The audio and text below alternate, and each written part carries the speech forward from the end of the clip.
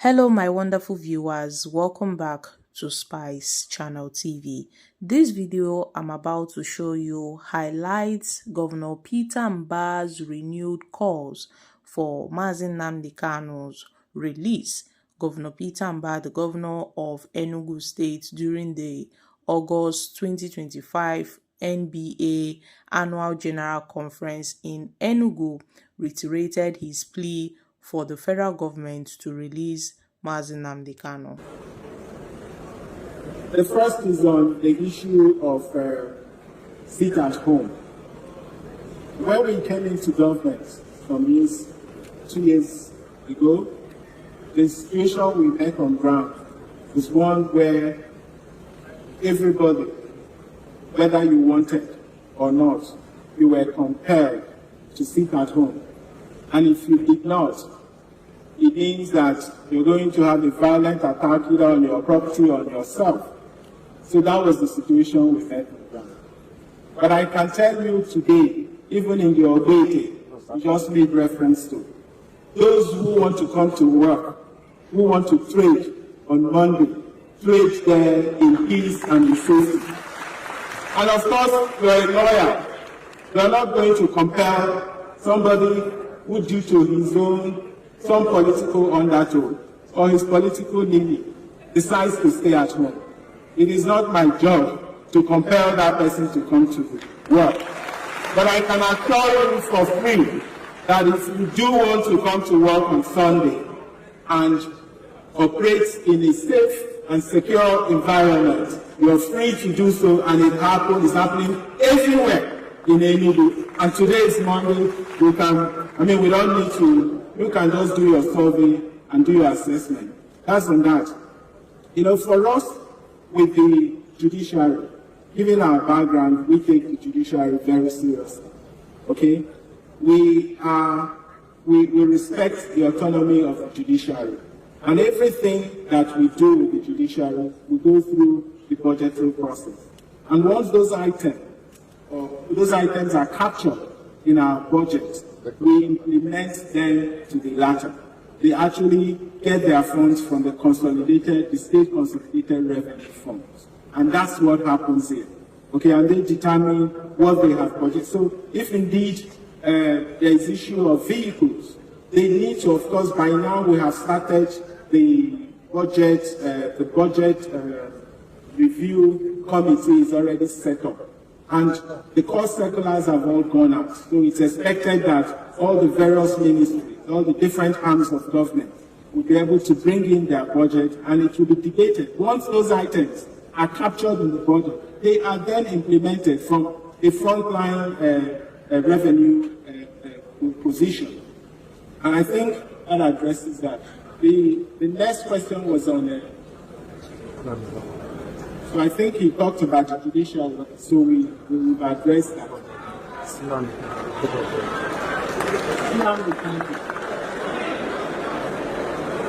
Now, so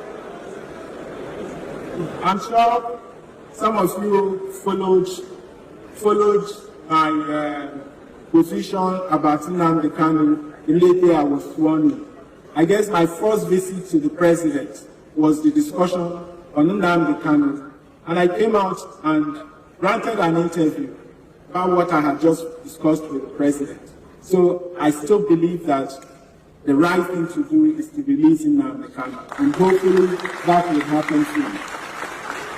Then again, we do not, just as I mentioned in my opening remarks, leadership is not rocket science. First of all, it starts with imagination. And you have to talk about, once you're able to imagine, looking at the trends and looking at the pattern of growth we inherited, if that had been what guided our projections or our vision, then we won't even be where we are today or even getting good. We felt that even though that model of growth may have served us to where we are today, But in order for us to build on what we have, to get to where we want to take our people, where we believe our people ought to be, we needed to think outside what we were already familiar with. So let's take the growth projection. If we look at our trend, our growth rate had been it was selected between 2 and 4% in the last 20 years. And we came in and said, we're going to grow the economy sevenfold. We're going to grow it from $4.4 billion to $30 billion. That in itself is disruptive because you're talking about 27% compound annual growth rate. So how do you reconcile that? You could have the critics or the naysayer challenge that but we then immediately added that we're going to deploy disruptive innovation. Disruptive in a positive sense. It means we have to interrogate the status quo. We have to basically do things differently and do a quantum leap, which is largely what we have done because we cannot build the infrastructures we're talking about if we don't have a revenue model that supports that. So we needed to also even disrupt that model. We said we want to achieve a 0% headcount rate in our poverty index. That also meant that we are moving from 58% poverty headcount rate that we inherited to 0%. The trend did not support that. So it also means that we needed to deploy disruptive strategies, to achieve that. And then we want to make Enugu State the preferred destination. Those goals are in themselves intertwined.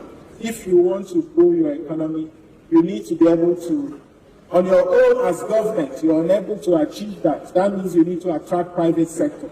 And in order for you to bring in private sector, there are fundamentals that you must have, and which is why a lot of the projects we're executing, they are all connecting the dots towards leading us to that $30 billion economy, towards ensuring that we achieve a 0% headcount.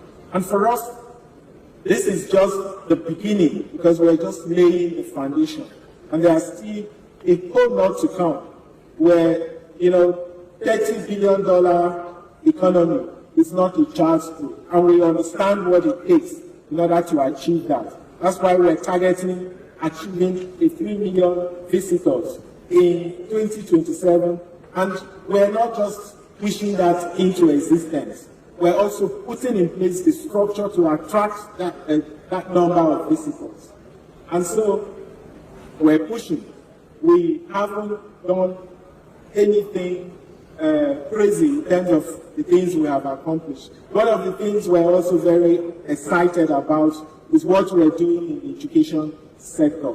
I mean, you tend to see the conference center where it's beautiful, it's nice. But the truth is that the real funds we're spending as a state is going to education, it's going to healthcare. 55% of our total budget is dedicated to social services. And that is where we see this poverty thing, how we can lift our people out of the poverty pit. Building 7,000 classrooms within 2 years, not just classrooms, but making sure that each classroom is equipped with modern digital facilities. So it is thinking outside the box. Thank you. Wow.